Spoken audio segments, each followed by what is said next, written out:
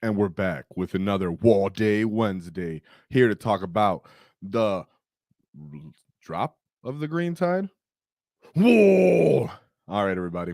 So, like always, we're going to go over the stats and the fact, talking about where the greenskins are at. So, if you guys haven't known, you'll soon know that the current orc win rate, as of last weekend at least, how they did this last weekend, is a 42% win rate. If you guys know, before the data slate changes, orcs were sitting about 53% win rate every weekend. You can see it's slowly been dropping, actually. Now our total win rate is sitting at a 47%, but before that, it was 47 of last week. It was at the 51. All of a sudden, we've been getting chipped at. We've been getting knocked down. And if you've been paying attention to the channel for a while, and if you've been following these Wild Day Wednesdays, you'll know that I very much did say this would probably happen. I didn't think it would get this bad this quickly, but I did say that this was most likely going to be an effect from what GW has done, not really directly to orcs, but by us not having good internal balance, and then other factions that are pretty much good into us getting either increases, getting better, and then the whole meta as a whole adjusting into the strong factions that we're up against gave them tools into us as well. So, don't be disheartened because this is the way of 40K. I'm just letting you know that once you have enough understanding of how the meta runs and how the game works as a whole, you can kind of predict these things and see them coming, at least if you know your faction very well. I know that there was other people, shout out to my boy Tactical Tortoise, who randomly said we were S tier after the after the data slate, and I got so many comments asking me about that. Strongly disagree with him. I appreciate his red nose, but that's not true. So let's take a look at some of the pointers that we went out over this. This is Meta Monday. I think they made a good little note right here that we could talk about with orcs. It said orcs are struggling and need their own new codex soon to deal with this new meta, it seems. Only 3 of their 33 players went X and O/X and 1, as they had a 42% win rate this last weekend. Yeah, so we're going to go over those 3 orc lists to kind of take a look at how the new archetype for that's looking. But in reality, it's not something new. One of the lists that did go undefeated is new, which is super exciting to talk about. But as for where orcs and our archetypes are looking, they're not looking very new. You can see that GW took away one of our major tools from Squiggoth boys by making them go open points, and then not really giving us anything to replace it with. All they did was nerf us and then make other things better. And then you can see that actually directly did hurt us because our infantry is just lacking. And what I mean by that is the balance of all the infantry, right?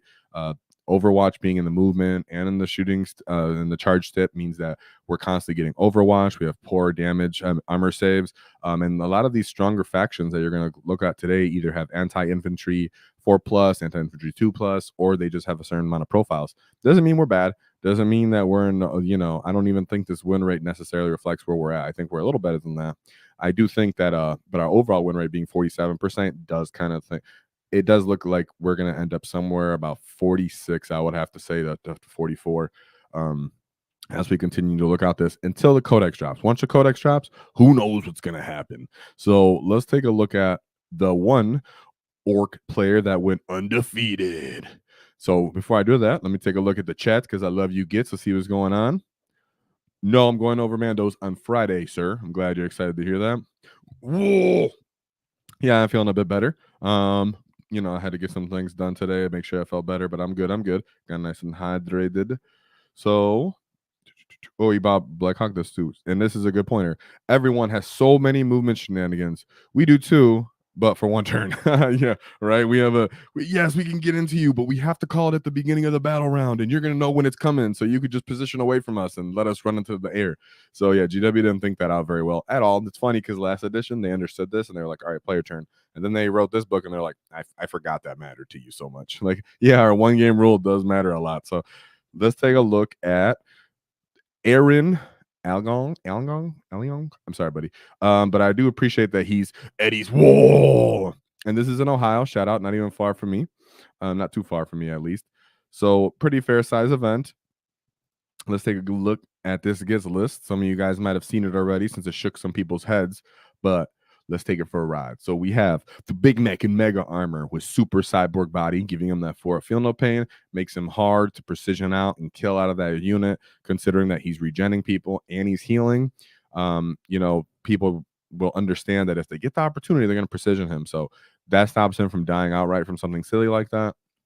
Captain Balrog, I do very much still feel is that he's an auto take. They always catch everyone off guard. Having the ability to shoot matters more than ever because, like we discussed earlier, the movement shenanigans. Mazrog Scragbag, because you always need a certain kind of anvil once in a while that can also swing into super damage. And then the Naban Smash Quick with Combo Brutal, that kind of a bit surprised me. Maybe he just ran out of points, wanted to use the enhancement. I understand that if you touch these mounted units at the tip of their, formation, we'll say, and they can't all pile in, and you might be able to mitigate them from that. Let's say like a Space Wolf Thunderwolf cavalry, right? If they can tag the back of your Squiggoth boy unit, and they can try to survive, and Cunning but Brutal will help you kind of get it back into combat. We have the Flash Gets, of course, and then the real meat of the list, the real chunk, is the Gargantuan Squiggoth. Not one, but two. Now, if you aren't familiar with the Gargantuan Squiggoth, Forge-rolled model, big old squig, 12 OC, T13 with 30 wounds, and he is a monster, not a vehicle. I repeat, he is not a vehicle. A lot of people still don't understand this somehow. He's not a vehicle. He is a monster, meaning he can definitely hard as nails constantly. So this is two amazing hard as nail targets, and then you have Milestone in there just to be annoying. 2 units of Gretchen, the big unit of Mega Knobs with Power Claws, and then a brick of Squiggoth boys. This is all straight up chunk and value. There's nothing here that's just going down outside of the grats. The Mega Knobs are going to get not only healed, not only a 4-up invuln, but then you also possibly able to heal some of them if they're just damaged, right? So you're going to pick one up from the dead, you're going to heal the one that didn't die outright, and then you're going to just walk up the field some more and keep playing the mission. You have the Gargantuan Squiggoths, you have Miles with this 4-up Field Pain, and you have the unit Squiggoth boys that if you don't handle them, they get stuck in you and start steamrolling you because they have Cunning but Brutal, so they could just keep falling back and charging. So you can't even delay them necessarily the way you'd really want to. So it's very funny, very orky thematic list. The fact that he called it Eddie's Waagh, but the fact that he went undefeated is amazing. So the redundancy, guys, is always a skill in 40. It's always a strength, in 40K. So having that said, let's take a look at what he had to go against. So we have Death Guard. Death Guard is actually one of our problematic matchups, to bring it up or not. We'll go over a little later today because I do have some pointers I want to make about this. So we have the Biologist Putrefier, Death Guard. I clicked the right guy, right? David Beck. Okay, making sure. So we have the Biologist Putrefier. He's the free grenade strap boy, crit 5 boy. So he helps offensively with the plague unit that he's with. We have a Death Guard Chaos Lord with Living Plague. Living Plague increases his aura range by 3 inches. Lord of Virulence, Mortarion for that ignoring modifiers. And then Typhus. Typhus is throwing out mortals. He has good fight potential as well. Very cheap. For 80 points, he's magnificent. We have a Plague Marine unit, a 5-man Plague Marine unit, another 5-man, and then just one big 10-man unit, most likely for the Biologist Putrefier and the Chaos Lord. The other guys just have no characters. I'm kind of surprised to see that. A lot of the time you'll see they will opt for even having just 2 bricks that are super reliable in the Rhinos. Instead, he just went for a bunch of 5-mans. So we have 2 Rhinos here, 1 unit of Death Shroud Terminators, another unit of Death Shroud Terminators, pretty good for Typhus, right? These guys are pretty annoying. I have their data sheet up here. We'll go over it a little bit later, but they're anti-infantry 4+ plague viewers, so they're flamers. Even though they don't have AP, they ignore cover, and they're anti-infantry 4+, so they still mess up orcs regardless. And then they have lethal on their fighting. So they have a sweep attack, they have a base damage attack, so they're putting up the numbers into you. They're dealing with the fact that you're strong strength, and then when they get a character with them, they become more durable, -1 to wound. 2 of those, the Plague Burst Crawlers, for that nice indirect. Mortarion can choose to ignore the modified indirect if he has to by standing near them. So depending on the matchup, he might just run up the table and try to bully you, or he might try to support fire. 20 use the Poxwalkers for Typhus. That's where he actually went. And then 2 Nurglings, because Nurglings are fantastic value and allow you to stack the -1 to hit and the -1 to your weapon skill / ballista skill, right? So Orks are going to be hitting on, let's say, sometimes 4+, sometimes 5+ if they don't have +1 to hit, or if they're dealing with the double stacking. This is very much problematic unless you have double Squiggoths and you're like, I will literally just run you over. Whatever you put in my way is getting smushed, including Mortarion. The Squiggoth has a lance. When he charges, he's like strength 14, I believe, with lance, and he's flat damage 12, and he also has a sweep attack that I believe flat damage 3. So he's just picking these guys up. They really, really would have to compound the effects of -1 to hit on him to make him stop. And even then, he's still 12 OC, so he can still hold out the objective and completely block it out. You still have to deal with all the other squigs on the table and Maz walking around. This is very much threat saturation, threat overload, to the point that most players would see doubled Gargantuan Squiggoths on the list and be like, is that for real? And then they realize, no, it's definitely for real, because when they decide to go on the go turn to your one Squiggoth, you're like, hard as nails, what's up? And then they're like, I'm gonna charge you one more turn on hard as nails, what's up? Oh, he's in charge range now? Okay, Martin is getting picked up by my Squighog boys and my other Squiggoth if I can get to him, right? It's awesome. It's amazing. And it literally just ran over the death card in a way that other orc lists are definitely struggling to do. So in his second matchup, we have the Space Marines with a Death Watch. So Death Watch has decent potential into getting great damage because they have weird synergy capabilities and such. So let's take a look at that. But shout out to ECOP for 5 WAAAGH Mystic Tactics gifted memberships. Whoa, let's go, you good. I appreciate it. Make sure you guys collect that. I want to see you gits that are sitting here looking like little oomies with your non-green names and your little grunts and grots and squig badges next to you. So let me see you guys become some boys. Let's see you guys level up. And I appreciate ECOP. Let's go. So make sure you guys join the Green Tide, because our book coming out soon, boy. All right. So we have and very generous of you. Thank you, ECOP. You're so generous. You always do that. Thank you very much. Love it. So we have let me get some war bosses in chat for ECOP again. Always hooking us up, always hooking you gets up with them badges. Get some badges in chat, boys. I gotta see the love. So we have the Space Marines with Strike Force, Task Force. Okay, cool. So we have the Apothecary Biologist, Angle Beacon Angelus, excuse me, Captain and Phobos armor with Tomb of Ectoclates. This is the true value, right? He has the Centurion Devastator squads, 2 of them with twin las cannons. He has a Deathwatch Terminator squad, another Deathwatch Terminator squad, another Deathwatch Terminator squad. Very interesting how he just went for just straight up Deathwatch infantry, as Terminators as his infantry. An Eradicator squad. Eradicators are great value here, and you can see he's teched into what he assumes is the meta for destroying mechs. And if he's seen Gargantuan Squiggoth and he doesn't know about his nails, he's probably like, I actually have the stuff to kill you. And in this case, he actually doesn't. So here's the big unit of Eradicators. Gladiator Reaper, nice for anti-infantry. Infiltrators, an ATV, another ATV, and a Redemptor Dreadnought. So one thing I want to say here is there's nothing on this list that's actually going to move block the Squiggoths, right? Because they can walk over you as the enemy unit, but not so the only way you could actually delay the Squiggoth is if you take up the lane and you string your unit out into like a V formation where they can't end anywhere after their movement. That means nothing here is slowing the Squiggoth, so he has one turn between the Ectoclades and his last cannons and his Centurions to just say, I'm going to go and try to pick up one of those Squiggoths. He very well might as well done it, but I'm telling you now, with Art as Nails and him wounding a lot of the time with 6s, is going to end up wounding on 6s with a lot of these things. The Deathwatch player was very much most likely cut off guard, and if he chose to just opt out and not kill the Squiggoths, then like I said, he doesn't have anything to slow them down or stop them with just move blocking. So it's very much like he has to choose his poison. Do I deal with the squigs where I can actually try to kill them? Did he put them in the orc player understand? I'm just going to put them in reserves and not let you chip them at all, and then come in off the edge with ingress and just run up the field on that side. You have mods that can just say, I'm just going to stand over here in the one area that you I can't fit, and just throw them in the way. It's amazing how the threat saturation would just compound and become so overwhelming in this kind of list that most people think it's a joke. But when he starts sweeping your Terminators with the sweep attack, when he just walks over, when he just straight runs through your Redemptor Dreadnought, oh, you have -1 damage, cool, dude. 11 damage straight off the bat with 1 punch. Like, whoa, right? And he has 2 of them. So on the enemy's go turn, they're like, I need to go. And then even if they do kill the one Squiggoth, you still have all the big squig brick. You still have Maz. You still have Captain Badrick and the Flash Kits that are going to jump out and just delete something that they see that's an actual problematic unit.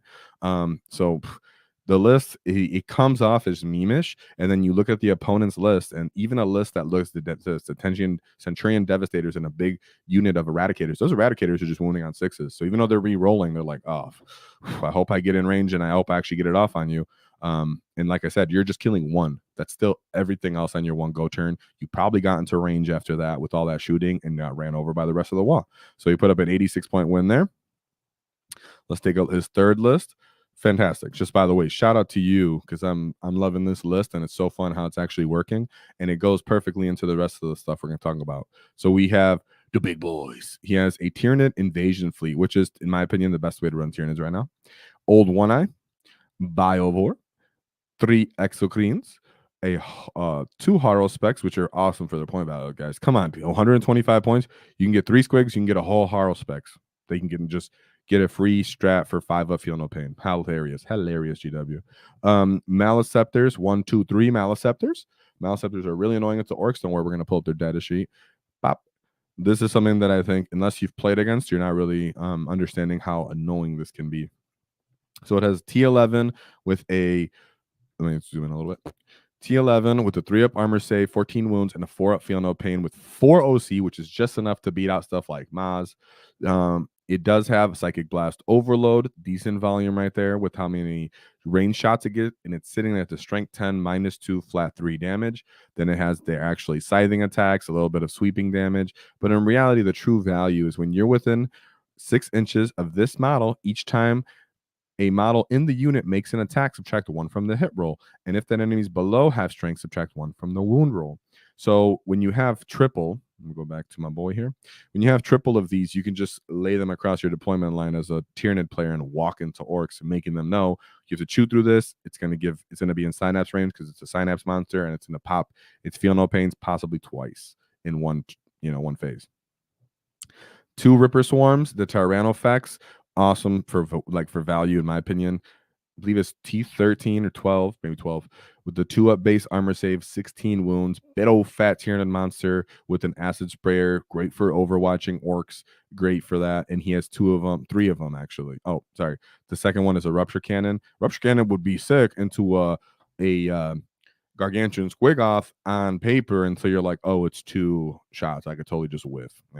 So the Tyranid player, he would really benefit from having a Neurolictor on here, which we'd go over, but he went for just straight all beef. Good for him. It's a skew, but he ran into another skew that will just straight up run over those Tyranid monsters, which is awesome to see because, Orks do actually have sometimes a hard game into Tyranid. So we have the 4th game that he had.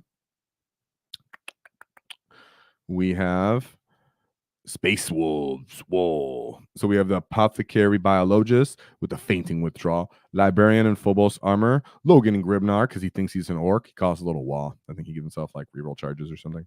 I always look this up and then I forget for some reason. And then we have Wolfguard Battle Leader on Thunderwolf, Hunter's Instinct, Wolfguard Battle Leader, Wolfguard on Thunderwolf. So the whole point of these guys is they all have decent weapons, and then they all get +1 damage in the charge because they're part of the Thunderwolf cavalry unit, so they're very important for the unit. An aggressor squad for that biologist, infiltrators to screen, a predator destructor. I think this really comes down to it's nice and cheap for its value, and you get some las cannons and a little chassis in the rear backfield. And then he has another predator disruptor and another predator disruptor. So I like that he brought 3. That's good saturation. And then 2 scouts and the 2 units of Thunderwolf cavalry, followed by 2 units of Wolfen. Definitely love Wolfen. Wolfen are what Ork boys wish they were in a lot of ways. The fact that they're constantly fast, the fact that they can just innately fight on death, the fact that they actually have damage capability, is just hilarious that they have 0 OC, But it really does help for the fact that these Thunderwolf cavalry cannot move through infantry. Ork players understand if you're playing into Thunderwolf cavalry, always know that just fill up the lanes with your bikers, with your grots. They don't usually have shooting. This is why this version of a predator destructor is more appealing in some ways. It gives you a little bit of volume between the autocannon to look down range, and then they also still has the last cannon hunter missile. But as a whole, they don't have a lot of shots. So you start walking up the field with your stings, and you just fill up the lane so the Thunderwolf can't get off on you first. Draw out the Wolfen. Maybe use your flash kits to overwatch the Wolfen as well, and just pick them up really reliably. And this can be a hard matchup for Ork players if they don't understand how to deal with their movement shenanigans and how to draw out the initiative from the Space Wolves. That being said, though, when you're running Gargantuan Squiggoth and you're making almost everything on this list wounding you on 6s, and then they have to try to just get +1 to wound from Lancing or something because they have Stormlance, they can pop a strat, I believe, for +1 to wound. Then you only have 1 unit that's trying to get off on that, and the whole game they're usually used to just throwing themselves at you and trying to stat check you, and instead you're like, oh, I dare you. I'm just going to just annihilate you with my Squiggoths and everything on my list that's pure value. Squighog boys really mess up Thunderwolf cavalry. Mazrog's Cragbag doesn't mind getting stuck in with them, especially once they're done charging. Squiggoths are sitting there on their objective saying, you will not one-shot me. I will retain the objective, and I will stand here and keep killing you slowly. So it's pretty great. It's pretty great that how the Gargantuan Squiggoth pretty much looks at all these silly stat check armies that are like just trying to do one thing, and they're like, well, since you can't do that one thing, you lost. So it's almost our version in a very interesting way. Aaron did find a way to overcome the meta by doing what they want to do, but better, because everybody else is trying to do something very simple, kind of cheeky sometimes. And he just said, hey, I'm not going to deal with them and destroy you. So we have Biologus Putrefiers, Biologus Putrefier. Dude, did I pull up his thing? I didn't pull up his thing. This is the guy, like I said, that gives the crit 5s and free grenades. Strat 8. Death Guard Sorcerer and Terminator Armor. He's actually pretty sick. The Terminator Armor, I think he would do this like -1 damage to your unit when he's with a Death Shroud unit on top of their -1 to wound if you're stronger than them. Yeah. So and then I think he throws out more. Oh, he can throw out mortals or go Super Saiyan and his brain shooting. It's awesome. And then Deadly Pathogen. So he has 3 of those. Yeah, he was going all in. And then 2 Foul Blightspawn. Foul Blightspawn actually did pull them up because some people aren't familiar. Something that's really annoying about them, another unit that has anti-infantry 2+, ignore cover, torrent. Sorry, I threw that in your face. And then it has fights first. So again, you can see a lot of people have movement shenanigans, they have fight first shenanigans, they have anti-infantry shenanigans. These are all horrible things for our codex, or sorry, our index to deal with and our infantry to deal with. That's why Aaron said, I have no infantry on my list like that. Too bad for you. So then he has a 10-man unit of Plague Marines, another 10-man unit of Plague Marines, another 10-man unit of Plague Marines. This is a very meta Death Guard list. Very meta. He's doubling down on both those characters, putting them both in the 10-man units, putting them both into the transports, and then he's saying, I'm going to throttle damage on you. I'm going to get crit 5s. I'm going to make you -1 to hit, or I'm going to reduce your armor save, and I'm going to put a bunch of saves on you. So it's very much not a bad list. Then he has the Poxwalkers, followed by a bunch of Nurglings, and then the Brigands. So another thing about the Gargantuan Squiggoth is he can walk over the Nurglings in some ways, so the person would have to be smart to how he positions them. And then the Brigands, typically they're like, oh, I got your trucks, like no problem. And then they see a Gargantuan Squiggoth roll up and they're like, ooh, ew. So yeah, love to see it. As a whole, this is a very powerful Death Guard list. That's why he fought it in the later rounds, and he manhandled it for the most part. So I think that was his last one. Yeah, it was. And that was his last matchup. And he manhandled it to go undefeated, getting 86 points. He put up great scores. Of course, you got Eldar shenanigans. You know, good job for him rating hundreds. But, you know, Eldar playing a different game. They get free movement phases. They're shooting at you from out of cover and everything. Orks play a very direct, fair game of 40K. And Aaron decided, I'm going to do what we do wet best. I'm also going to stat check everybody else in the community instead. And I'm sure he actually did practice at least somewhat for this, because you do have to know what missions you're going to play so that you can understand what secondaries you're trying to play, and then have everything deployed where you need it, so you don't have to reposition. So you can be like, okay, I'm going to do fixed. Okay. And then, you know, this guy gave a bring it down or something, I might take that fixed instead. But for the most part, you'd be like, I'm going to cleanse and homer on this. You don't really have enough tools on his list to go out and do tacticals. So if I'm wrong, then I'm wrong, Aaron. But hey, shout out to Aaron, because that's awesome. Whoa, for going undefeated. We haven't seen an undefeated Orc list in a while, you guys. We really haven't. So it's funny because in our Discord, shout out to a guy named Aaron in our Discord as well, that he's always talking about, I'm running 2 Gargantuan Squiggoths. And for the most part, we make fun of him. We really were making fun of him, like in a fun way, because he would always bring it up in every conversation. And then this pops out and people are like, Aaron, is that you? You know, so it does look like a meme until you look at the whole meta and you realize a lot of people are running very simple stat check kind of armies, very simple mechanical armies where all they want to do is, I want to run at you and touch you and make you not be able to kill me with stats. Oh, I want to run at you with Katans and you can't kill me. Oh, I want to move the shenanigan on the table so you can't interact with me, and then I dissect your army from far away. Oh, and this Gargantuan Squiggoth list is literally like, I'm going to walk you down. Anything on the table that's in my way is getting utterly destroyed. I'm going to plant on an objective. You're not going to just one activation erase my Gargantuan Squiggoth. And if you somehow do, I have another one. And that also means you put all your firepower into it. So there's nothing going into Maz reliably. There's not enough firepower going to the Squiggoth boys reliably. And the flash kits are going to also take a chunk of flesh out of you because you're going to be so focused on those Gargantuan Squiggoths that those flash kits are not going to get popped most likely. They're going to jump out and just destroy whatever's trying to get into them, or they're going to stage and position themselves to what I would do is overwatch the annoying problematic units that want to run in the way and maybe try to slow down your squigs if they have enough bodies. You're like, hey, Wolfen, you're trying to run through terrain, pick those guys up on Overwatch, and then say, okay, cavalry, now you have to run into the lanes where all my squiggoths are. Time to die. That's more or less how you can end up seeing those games going. So Aaron, even though the list is a little memeish and hilarious in its own way, you understand that he did understand what he was doing to score that many points with such a small amount of unit count and to have such an odd skew. He's very talented to be able to perform this. So shout out to Aaron. That was awesome. I appreciate you. And I also appreciate Wicked Joe for 5 wall tactic memberships. Let's go. I better not see any of you Umi boys left in there. One more cup. Ooh, what's up? One more cup. You better collect that. My get Mario. No. Fiax, we'll say that. Given. Let's go, you gets. Get turned into some Orc boys, master of saves. I want to see you get turn into grots and turn into squigs, turn into boys. Let's go. And yes, Wolfen do have a blast weapon, the strength 4. So yeah, it's not reliable and it's hitting on 5. So Storm Boys or biker unit would survive that. But yeah, for might get lucky and kill your grots on accident. Power claws hitting on 4s and wounding on 6s. Let's go. The effect is the worst. Yeah, dude. Your Death Guard's annoying. So I'm really glad to see that Aaron ran over his Tyranids. He ran over multiple Death Guard players. He very much played into what we would have a hard time winning against. And instead of going out and getting beat up, he just said, no, I got this because my stats overcame yours. So let's look at the next Orc get. So this was a smaller GT. It was only about 24 players in the beautiful Jaharvan. I forgot, where was this country? I'm just having a brain fart. I knew where this was. Finland? Finland. I think it was Finland. So shout out to you. It's going to be a different meta, guys. That's why I just wanted to say it was in Finland. So let's take a look, though, because player did good. Darren did a great job for his scoring and everything, but this is not a new archetype. So let's take a look at what we lovingly call the Sean Naden archetype.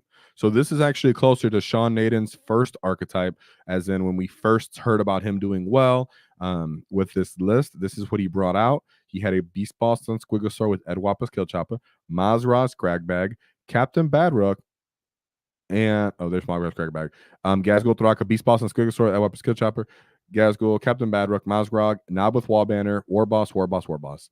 As you can see, there's actually no enhancements on those war bosses. Oops, well, I gotta get rid of this. Sorry about that.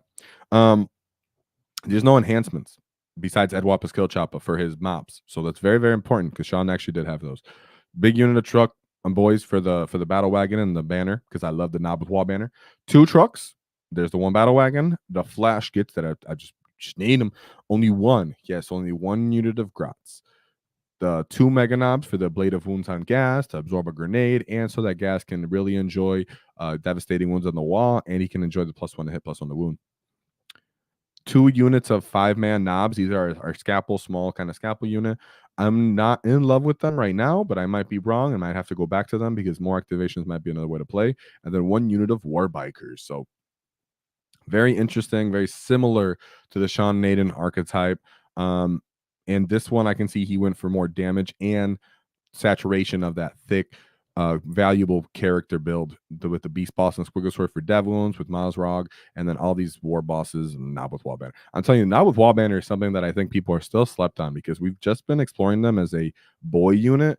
And I'm starting to think that if you have Gaz on your list and you're really stuck on running multiple Nob units, if you're running a second one, maybe just put a Nob with Wall Banner on there and just be prepared to pop Unbridled Carnage and enjoy 2 turns of that Carnage Bomb from Makari. So that's just a food for thought that I'm having here when I'm looking at this, because the Nob with Wall Banner was always slept on, and this is the one way it's been being run consistently. But I'm open to it being even better in the Codex, or still being more interesting with other data sheets becoming more prevalent. So let's take a look at his matchups and how he did. I do have a couple notes for his one loss. So, first game, he has Astra Militarums.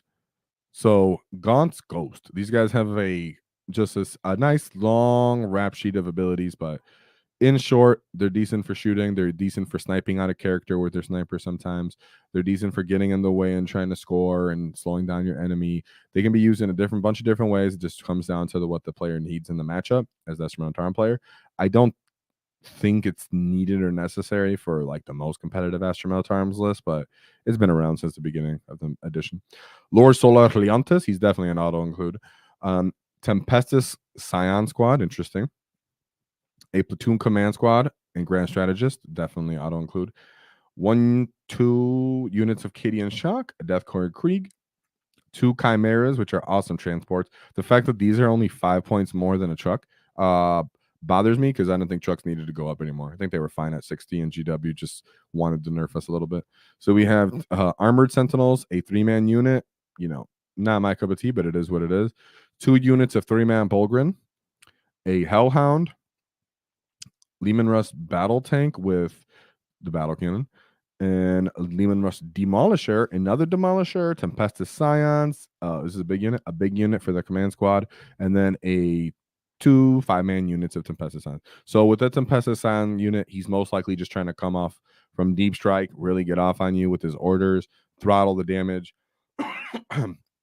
Then he has Demolishers for that nice battle line, and Bulgrin to kind of hold the middle. This list, I think he was trying to do something a little too much different. He does lose out on some of the utilities that he would need to beat Orks, like indirect, and Scout Sentinels will be better just for slowing down, getting in the way. Armor Sentinels aren't really durable enough for what they are, so not the most amount of guard list. I'm sure that he handled it. Yeah, 98 points, no problem. Going into his second list matchup, Necrons, Hypercrypt, everybody's favorite shenanigans. So we have Chronomancer with Dimensional Overseer, Emotech, the Storm Lord. He thinks he's he thinks he's Maz. Plasmancer, Royal Warden, and Scorpec Lord. So a little different, trying to be a little different, at least in his own mind. This is what's different about the list, though. 3 20-man units of Necron Warriors, followed by 2 units of Scarab Swarm, Death Marks, Flayed Ones for that early game infiltration, Monolith, Obsidian Destroyers, Scorpec Destroyers, and Tomb Blades. So I do appreciate throw some more destroyers. Monolith is good. Flayed Ones are good when you just have something so cheap that can, like, if we had something 70 points that can infiltrate, best be dang, we'd be using it every game. So yeah, it's just off the meta. Do I think it's really going to be anything to focus on? No, I think that was very much just, a Finland thing, that player on himself. I don't think that's going to spread. Going into the third matchup, Demons, Be'lakor. So I like this. I'm interested in this matchup because he doesn't have all the Squiggoth boys and all of that, right? So he's really going to have to appreciate the Edwap with Skill Chopper, and he's going to have to really appreciate Gaz's lethal capability to really get off on these guys. So Be'lakor, the Great Unclean One with Endless Gift, Kairos Fate Weaver, and Shenlexi Hellbane. I almost said that right. Blue Horrors, which is awesome. Blue Horrors are ridiculous because you want to kill them, and then if you don't just one-shot the unit, then they start popping and getting to small little demons and stuff. So shout out to David, because David would like that. Plague Bears, always a little bit more durable than you expect. Beasts of Nurgle. These guys have one of the coolest, just straight up data sheets, in my opinion, and like the whole demons index, if not in 40k, just for fun. For 70 points, he regens each phase if you don't fully kill him. He believes he has devastating wounds, and he's a nice, silly, like toughness 7, I believe, beast, and he can be like an individual model or come in squads. I think he's awesome in his own fun way. 3 units of Flamers, Flesh Hounds. So I get what he was trying to do by bringing more stuff so you can play the mission and have more bodies.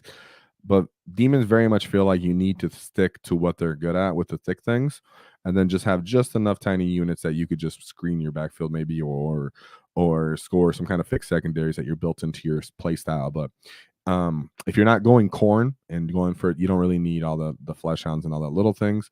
But he did put up 92 points there. Once you go off on the Gaz turn, you can pick up a Great Unclean One, pick up Shelexi Hellbane. You can pick all those guys up, and then he really doesn't have much left. Be'lakor is not standing up to Orks in melee.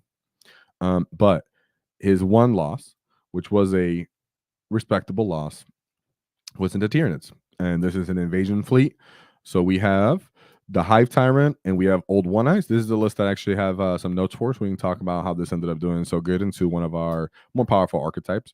We have 2 units of Gargoyles.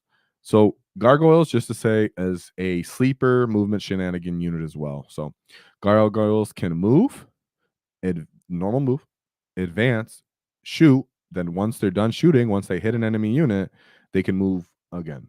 So they're flying, advancing, shooting you, and then moving again. So very good if getting in your way for move blocking as an orc player. Very good at stealing objectives or denying you objectives, not only because they fly, but because they have multiple OC each. And they're dirt cheap. And if you don't one-shot the unit, the Tyranid player can choose to regen that unit, which means even if you diminish it a little bit so you can get past it or something, well, on his next turn, he might bring them back and then just do it again. So very annoying. And they can get a 5 of Feel No Pain from just because it's a strat and they can do it for free. So Biovores, and then here's the fun mix up here, right? So most people understand current effects is for being distractions and maybe getting stuck in a fight, stuff like that. And reality right now is he decided to bring them for the Death Splitters and Slime Maggots, and with Old One Eye, so he can start getting some. I got them up here, so he can get some getting what we call the dock effects, and he did bring a couple. Oops, get out of here. I did not click that. Sorry about that. So he has, like we said, the bioplasma and the Death Spitter. Did he have Devours? Let me see. Let me look at that. So what people will do is you'll take Old One Eye there. Yeah, Death Spitters with Slime Maggots. You'll take the Old One Eye. He allows you to re-roll the hit roll with these guys. And that allows you to actually take advantage of the Strength 6, even though they're hitting on 4s, good volume, because you can choose to put sustain into what you're trying to actually kill that turn. So if it's a monster or infantry, whatever it may be, they're great for Overwatch because they re-roll the hit roll. And they do have their weird little bioplasma here. In reality, they could put more guns on themselves too if they wanted to, a little bit, but having a nice melee potential probably feels good to him. 3 exocrines. Everybody knows how good exocrines are. They'll reroll hit rolls of 1 after they've shot you for the rest of the army.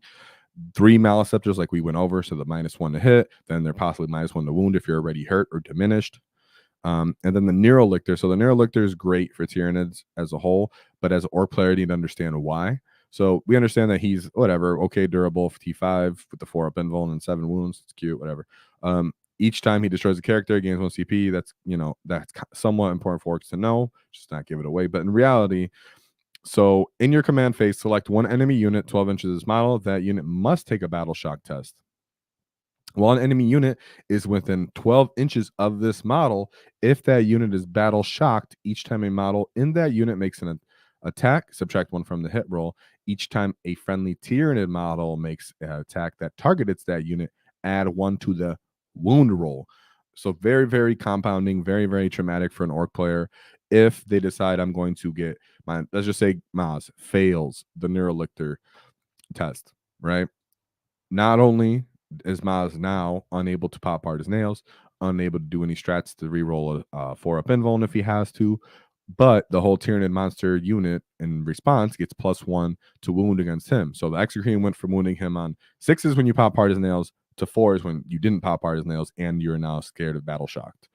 So very much increases the the throttling potential, and that removing the problem from orc players, from Tyranid players that orcs can kind of possess sometimes. Then we have 3 units of Pyrovores. These Pyrovores ignore cover once they've targeted you, and they're really, really good and really, really cheap for coming off the board edge and just killing anything that's even close to their point value.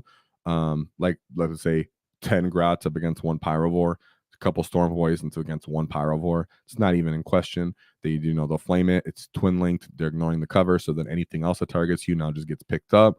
And they're just 1 base, so they're good at coming off table edges. 2 units of Ripper Swarm. So GW, doesn't people as a whole don't think Tyranids are strong or that good, but it's because so many other armies really take advantage of the fact that they just live off armor saves, the fact that they don't have great AP, the fact that they don't do a ton of offensive potential damage to power armored and other durable armies, yet they do just enough damage and have just the right profiles into orcs, just enough durability because we have horrible internal balance in our index, and GW forgets that. So when you're lacking a lot of anti-monster stuff, If you are running around with a lot of infantry, they have a lot of ways to slow you down between the gargoyles getting in the way of your vehicles. They have a bunch of blast weapons, so they can start just picking up those boys if they get in the way.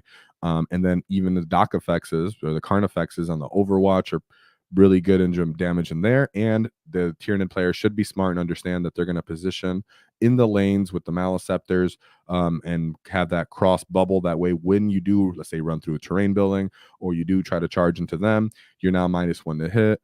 And if they overwatch you, you're possibly -1 to wound as well if you're half damage. So Tyranid can be tough. There's a lot of ways this could have gone wrong for the Orc player. Orc players can definitely be Tyranids, but it does come down to the mission.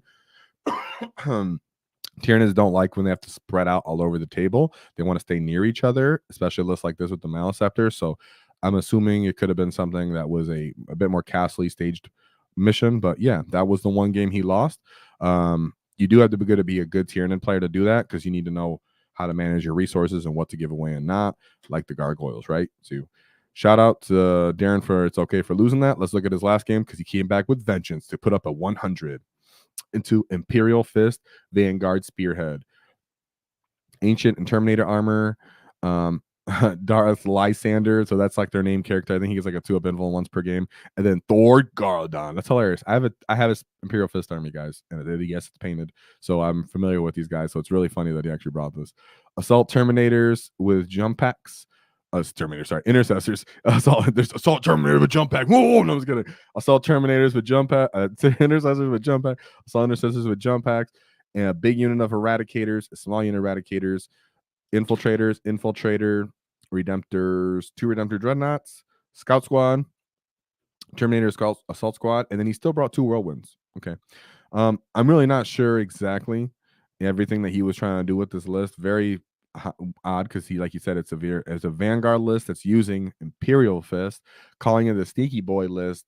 So it's very shenanigy. He most likely was just a high skill player. Anybody that's trying to perform well with Vanguard most likely is just a very well put together player. So he got ran over by the Orcs. Hey, our list is like, you want to be shenanigan with all that? You don't have enough firepower to kill us. We take over the board, and then you have nowhere to run, and we stomp you out. So great job there. Great job to Darren. Whoa! For going 4-1. You get so great job. I appreciate that.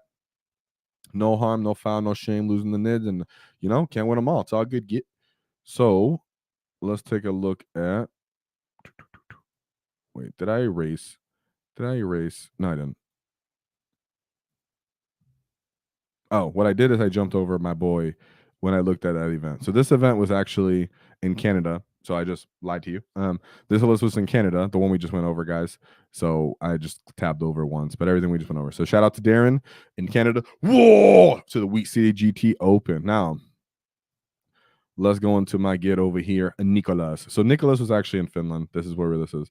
I messed that up. Sorry about that. So let's take a look at him. The reason I messed it up is you're going to see right now, because he's running the same archetype. Yeah, so he's actually running the same archetype, what we call the Sean Naden archetype.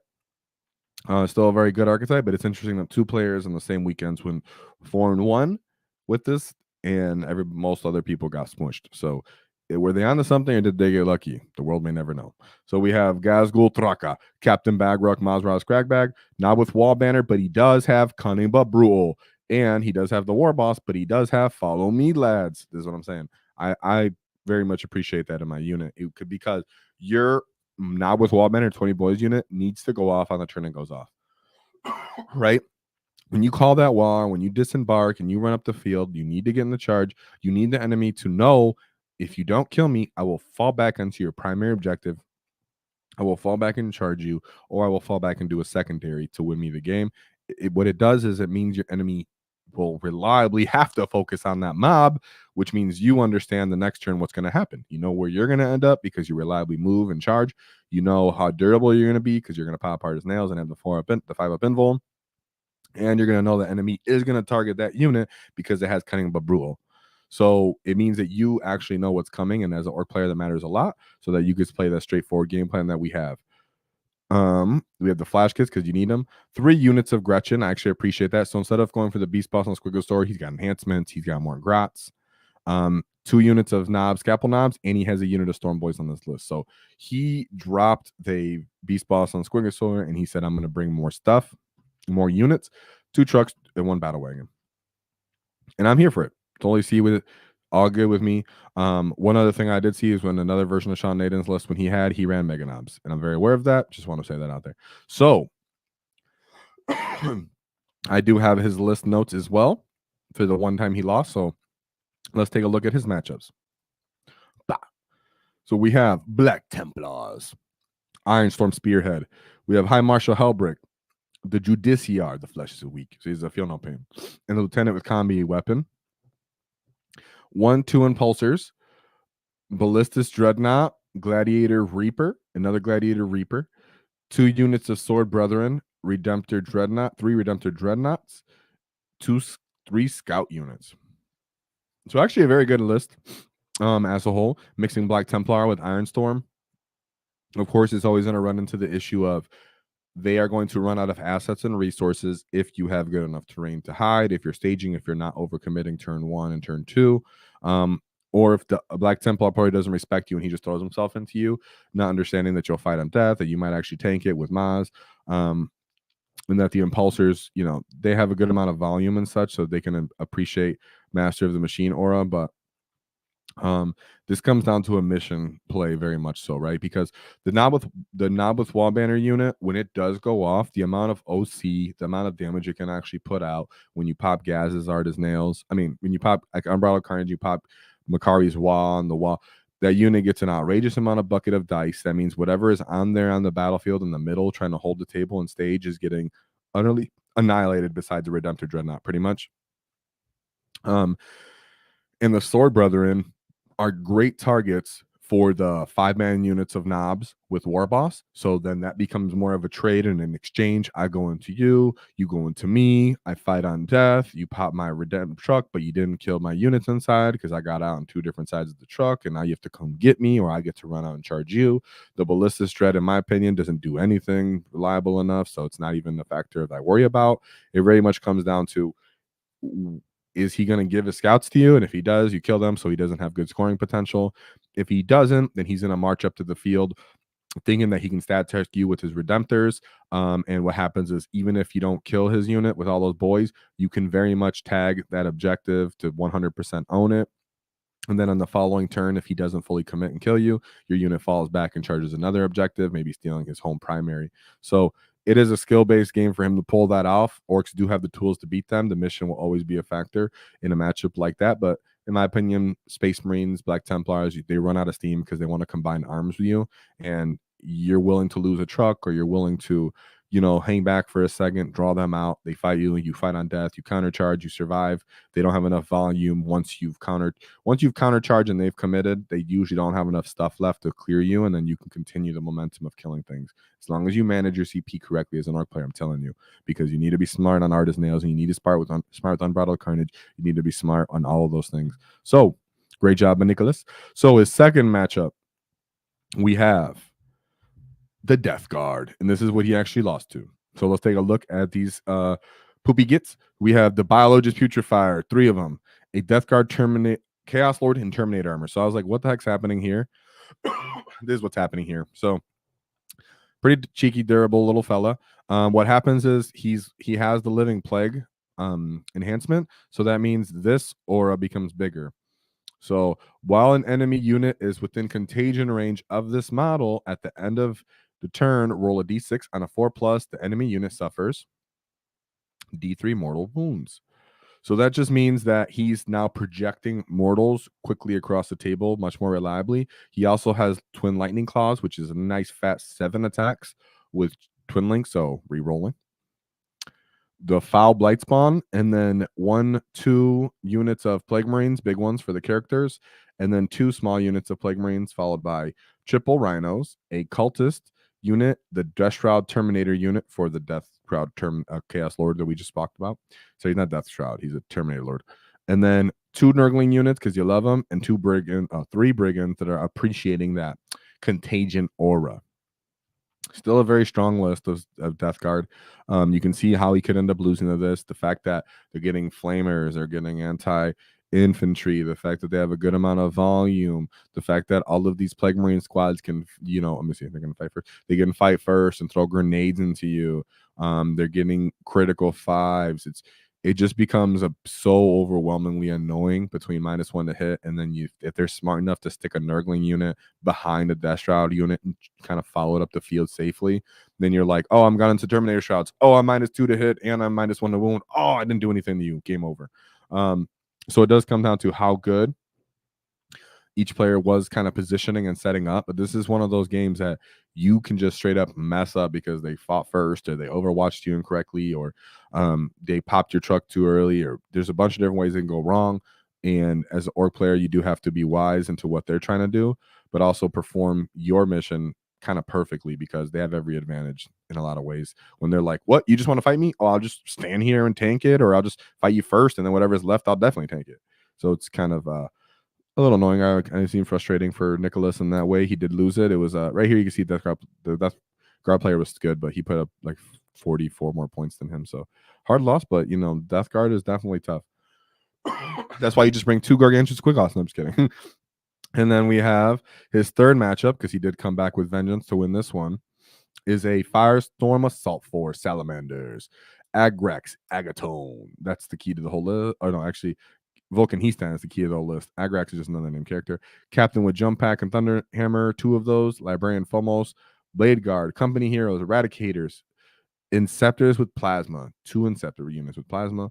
Infiltrator Scout. And then 2 units of Veterans with Flamers. Vanguard Veterans. Land Raider Redeemer and a Cladius Assassin. Very much, hey, we get +1 damage. I mean, so +1 strength when you're within range.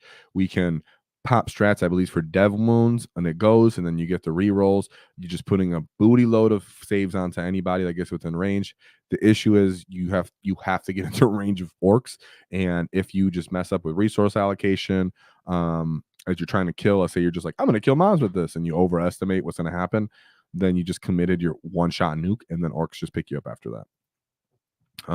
So I like to see it, love to see it. Next one is Crazy Wolf GT Berserker. So World Eaters are, and was always kind of annoying matchup in my opinion to me, not because it's like hard or because they have like overbearing abilities and everything. It's because we very much want to put other people on the back foot. So to have armies that are like, I auto advance 6 and then I charge you and then I get back up and I fight in death and I have a feel no pain and you're like, why do you have like all the same rules as me, bro? Relax, right? So it was, but you're doing it first. Stop. It's kind of funny, but they did take a hard nerf, so they're not as overwhelming. It's very much comes down to, can Angron carry this matchup? What I mean by that is, when he goes down, did he get back up? If he did, they have a game and you can run out of resources for killing him. If he doesn't get up on the next turn, then they're out of resources and you pick up the rest of their army. So you have Karn the Betrayer, really good. One of the units between him, Karn the Betrayer, and the Master of Executions, you need to understand that you're going to fight on death against these guys, most likely against the Master of Execution, but Karn fights on death for free. Then we have the Lord of Makadas. Unit of Jackals, they're awesome just because they have sticky objectives in reality. Corn Zerker, 1 unit. This is the 5-man unit, is always going to be for Karn, and then the 10-man unit's always going to be the Master of Indirect Combat, which is the Master of Executions. But he doesn't have the Berserker Glaive. I was going to point that out. Now he's favorite of Corn. Very interesting that they dropped this so willingly. 1 unit of World Eater Rhino. An 8-bound unit. Just remember, when you're going into the 8-bound units, you can hit them with squigs from behind terrain. You don't see them, like the squig hog bombs, if you really want to. So if you want to dwindle some of these 8-bound units down, just so they're not so missily, you're like, oh, I'll just Euro setting over there, just throw a couple of my bomb squigs through, terrain and just kill 1 or 2 of your guys. Haha. That feels good when it goes off. And these guys are good because they stage a little bit and give like a -1 to, I mean, not -1, reroll 1s to wound aura. 2 Exalted 8-bound units, don't underestimate their output. These are one of the few units that could definitely one-shot almost anything on the Orc Index that's not, Squiggoth or mobs with Artist Nails, I guess. Then we have 2 units of Mauler Fiends. Mauler Fiends are great. Great. If you have some kind of brigand to shoot and hurt that unit that they're going to go into so they can actually get their Bloodlust ability, which is +2 to charge, that's really good when you come in from reserves with the World Eaters, Mauler Fiends. If you don't, though, then they're just walking up the table, taking up space, trying to auto advance 6 and move into you. Still good. Like turn 1, they could just throw them into you for 155, have a 6-up, feel no pain. hope that you don't kill him fast enough. So I actually think this isn't a bad list at all. You can see he's trying to fit outside the box. It could have been super hard game. It just comes down to did Engrad come to life? Great job to Nicholas. And then last but certainly not least, was that another one? Oh, okay. I was like, man, is this another World Leaders list? Yeah, another World Leaders list. So Anachron and the Lord of Invocatus. Still no favorite. He doesn't have favorite coin on this one. You can see that. Like, he's just going for it. Jackal, 1 unit of 8 bound. A big brick of exalted 8 bound. Okay. I see you get 2 3-man units of exalted 8 bound. Oh, here it is. And then he has only one single coin Lord of Skull for that good shooting that they actually lack, right? This is, I mean, not that they would ever do this, but let's say you had a Lord of Skull and then you threw a Mauler Fiend. This is what I mean is you can shoot someone if they don't die, chip them a little bit. Mauler Fiend comes in ingress, and then he just runs up the field and makes a ridiculously easy charge, or even comes in from normal reserves and then just tries to take a charge off that because he gets +2. And then the World Eaters Chaos Spawns really just because they have 4 Feel No Pains. And if they can, well, they can get up to a 4 Feel No Pain. So I get what he was trying to do here. I appreciate it. Shout out to the Git. So Nicholas pulled out that 4-1. I like to see it. You've seen that he did go into Death Guard, which could be problematic for Orks, and then he had to go into World Eaters, which can go either way into Orks. So great job to Nicholas. I appreciate you in Finland. War for Nicholas. All right, you get. So that being said, I'm gonna just give my little food for thoughts. And shout out to Wicked Joe. Don't cross the wall or we'll knock your teeth out, right? And that's what we like to do around here. I always like to collect some teeth. So he said, Aaron has been a good player for so long that I left the competitive scene 10 years ago, had 2 kids, just came back, and there he is. That's amazing, dude. Congratulations on having successful past 10 years, but that's actually pretty funny. You're like, that dude's still around messing people up? Yeah, that's actually how it very much seems like, right? When you go to the top level of 40K, people just, the memory and the repetition and the redundancy and understanding list building and how to play the mission and how to commit really comes down to repetition. And repetition is really where you're going to succeed from that. So, all right. So, what do I think? So, Orks are in a not great place, which, around here we kind of expected to take a little bit of heat. Did it become more heat than we expected? A little bit. I miscounted Grey Knights. I said they were going to be a tough matchup, but not super hard. They ended up becoming a bit harder than we thought. A Sister Sororitas, they became a bit harder if you're not familiar with them. Very unique army. And Orks just aren't cheap. So what do I want Orc players to feel like going away with this? One is our archetypes of using Squiggoth boys or using the Sean Naden one. These are all still working. Having Gaz around is still very much working. I hear people all the time still to this day bring up, hey, is Gaz good or bad? Gaz himself is not great. Makari is great, though. So keep that in mind. So we can still use Beast Boss and Squiggoth, Squighogs, Maz, and Gaz. You can do the triple trio, like what we like to call them. You can throw a trike in there sometimes. You see him didn't appear this week, but he still appears very commonly. And just build out your collections, not worry about what the meta is right now, because our codex is around the corner. And GW could either say, hey, I'm going to just only love Squigs right now, or they can throw everything on its head and say, guess what? We're a mech wall now. We're a tech wall. And all of a sudden, it's all killer cans. It's all death dreads. You don't even know. So start filling out your collections. Think of this as you have a nice period to play with anything you feel like, but really in reality, you have a nice period to catch up on your painting and filling out your collections right now. That's really what you guys should be doing, because we got about maybe 2 months till you have a new codex in your hand. So think of that. Get good at the basics and playing the mission and still doing what you're doing. You don't need to try to catch up to what's happening right now in the meta. Even though I'm showing you the stats, I'm letting you know that whatever you're struggling with is actually common. We're all feeling this. It's okay. Just understand that it's only a phase, and that's just a part of 40K. So don't be disheartened. Don't be angry. Don't, go around and Orcs are, guys, Codex can come out. We can end up feeling like Dark Angels after that. Who cares? Because Orcs are about having a great time. We're going to figure them out around here. Dark Angel players don't have a community like we do. So we can get it together. Let's, all be positive, be excited, because our book's coming. The new Big Mac looks great, so GW trying to push a Stompa for some reason. I don't know what the heck they're doing, but hey, they're doing it. So this Friday, we're going to talk about the commandos, because I still want to talk about mandos. They might end up still being a 10-man unit, so the mando video will still be relevant and still important, even if the codex drops out. And one thing to keep in mind, if you guys don't appreciate it, leave a like and subscribe. Use our Amazon affiliate link if you decide to get one of those Battle Force boxes that's coming up, or any of these new models to rise your collection. It's the rise of the Green Tide. We'll be at Adepticon. Make sure you direct message me either on Discord or Facebook, or even Patreon. Send messages, whatever you got to do. Reach out to me. I can set you up with games with me. You can play David. You can maybe play Christian. You can play anybody from our nice little community in our group. We're going to go out to eat at some point. We're going to bring some shirts along so we can hand them out to certain, whatever the initial group of people that we get, so we can be rocking. So come out, come say hello. I'm going to be there casually, not doing a tournament, not doing a teams event. I'm literally just going to be walking around. I'm going to be playing 40K with the Gargantuan Squiggoth. I might bring some silly Waagh. Don't be shy. Don't be nervous. Let's have a great time, because it's always the rise of the Green Tide. But there's always one thing to keep in mind: is don't cross our wall, because we knock your teeth out.